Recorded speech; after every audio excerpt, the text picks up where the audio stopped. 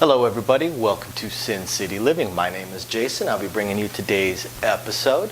As always, please hit the like and subscribe buttons, and our usual shout out to our patrons. We appreciate all those tips and support, only going to go towards making the channel better. If you're curious about it, go ahead and check the description down below this video. And I hope all of you patrons enjoyed the exclusive videos for you guys this week. If you guys have anything particular you would like within your tier, please email us on that site.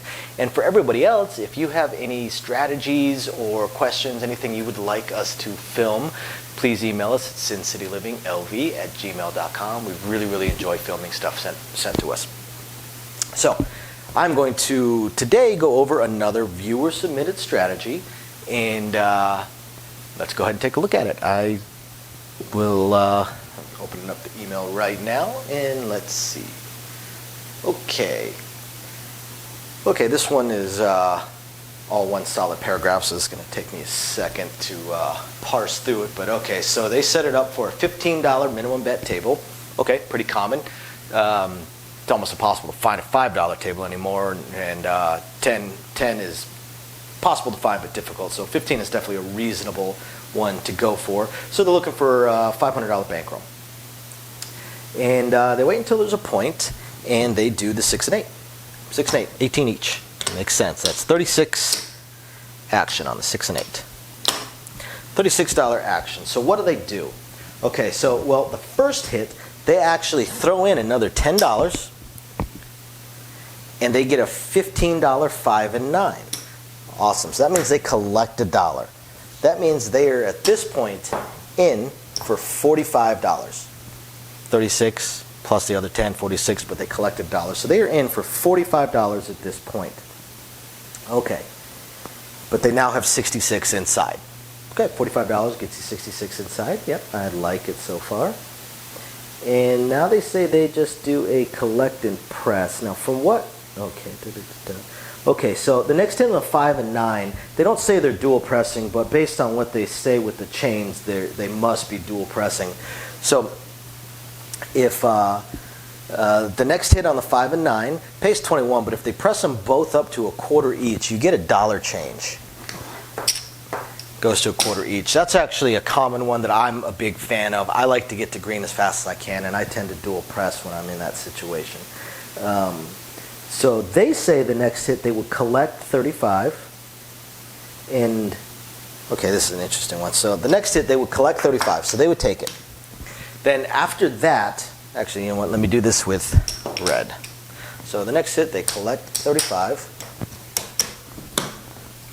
And then after that, the next hit after that, they throw in $15 so that they can bring them to $50 each. And now they don't specifically say it, but they say every single time after that, you press by 25, okay, press by 25 each, so they do say it, and collect the chain. So this is basically a sister press all the way through. But at least they're keeping it. At least they're keeping it in units of 25, which is good. That's reasonable. That's doable. It's not something that's crazy. It's going to throw people off, throw dealers off.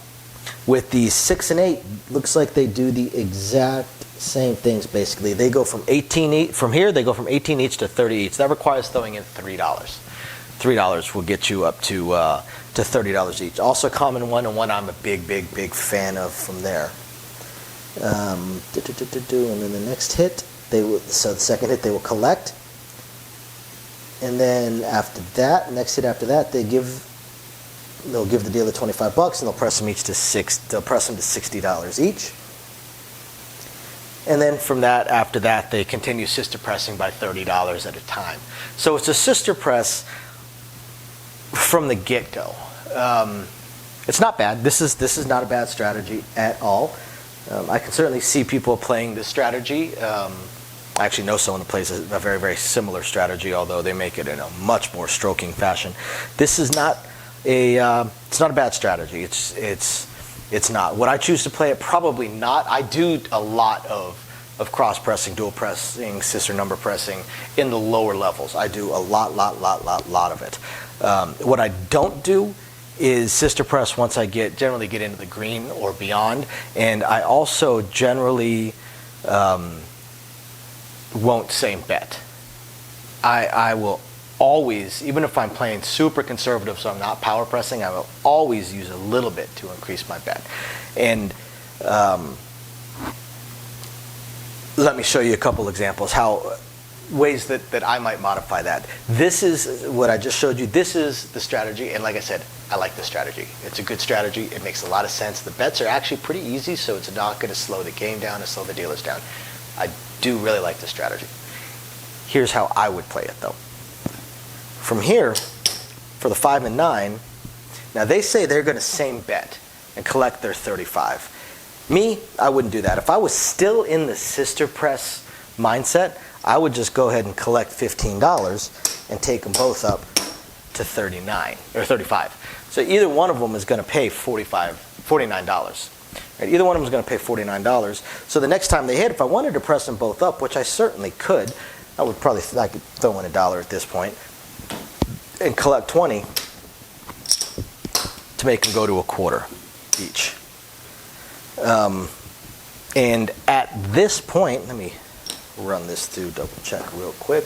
At this point, I think we actually made more than the original method. So they would collect 35 and same bet it, and then the next time they would throw 15 to bring them up to 50 each. Yeah. So this player, their original method, if they get them up to 50 each, they have collected $20. And if you kind of mid-press it up to 35 and then up to 50, you're going to end up collecting 35. So you're going to end up collecting a little bit more. It's one of the reasons I like to collect a little bit every single time and press a little bit every single time. Obviously, if you don't get that press, then they collect $20 more because they'll same bet that 35. Well, I would only collect 15, and then if a 7 out came, they collect a little bit more. But that's how I would do it. And same thing with the 6 and 8. Of course, you throw in that $3 so you can get them both up to $30 each. But from there, now again, they same bet, and I would probably not same bet. They same bet from here, so they collect their 35. What I would probably do is I would probably collect 11 and press both of them up to 42.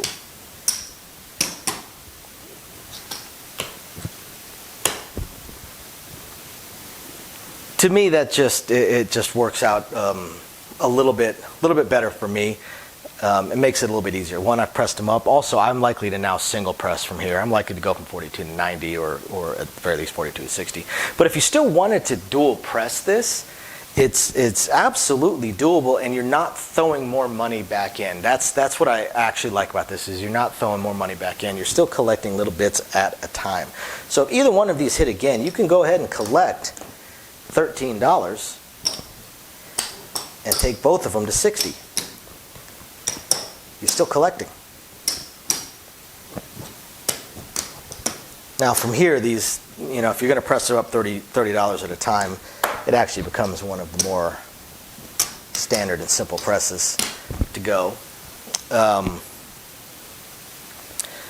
So yeah, there's a lot of different ways to do it, but like I said, it's a good strategy. I like this strategy. It's fun. It's fun. It's simple. It's nothing that's too crazy. I do like the sister bet stuff.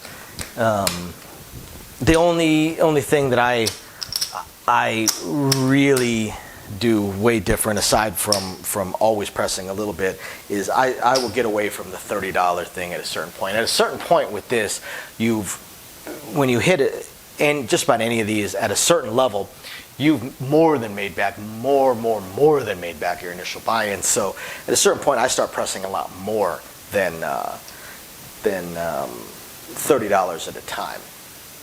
But that's just me. So like for instance, if these hit again, it pays $105. If we just want to press them by $30 each and take them up to $120, we can do that.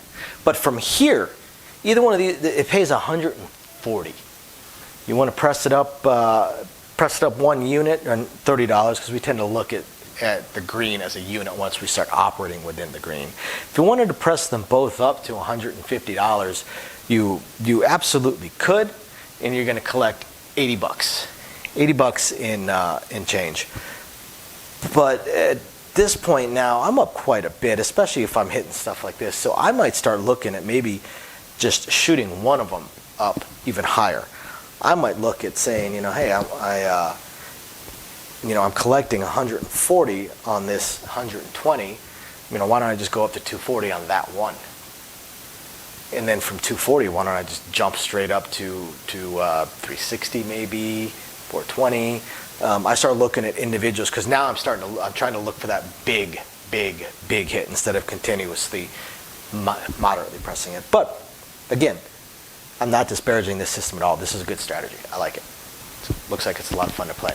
So I hope you guys find this interesting, and we will catch you guys next time.